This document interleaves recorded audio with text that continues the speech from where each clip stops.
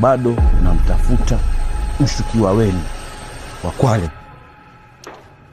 Mshukiwa ndo huyu hapa, nimempata. Mshukiwa ndo huyu, nimempata. So huyu ndio matatizo hapa Kwale. Tunamalizana na yeye 2027. Ndugu zangu, ni unafanya kakangu ufanye vizuri bro. Hiyo sio content bro. Koko wewe, yani wengine wanakusupport wanasema unafanya content nzuri. Lakini bro, maisha yako kwa hatarini. Maisha familia yako kwa hatarini. Mani tolo si tolo. So aende nyumbani. Leo bibi wawili, si bibi watatu wasema uko nao.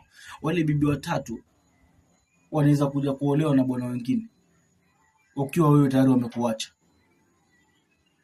Kwa sababu nakwambia siasa bro sio mchezo mzuri.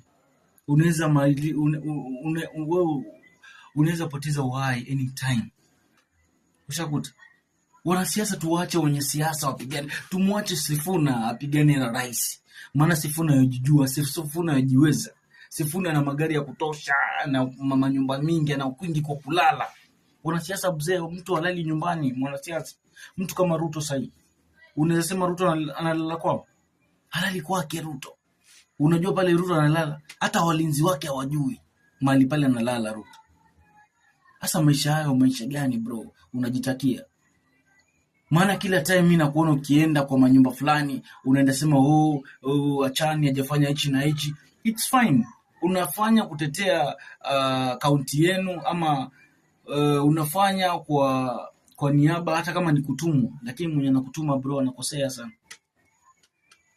Bro, mimi nilikuwa nakuomba tu, hata it's best thing ungekuwa unaendelea tu na content zako.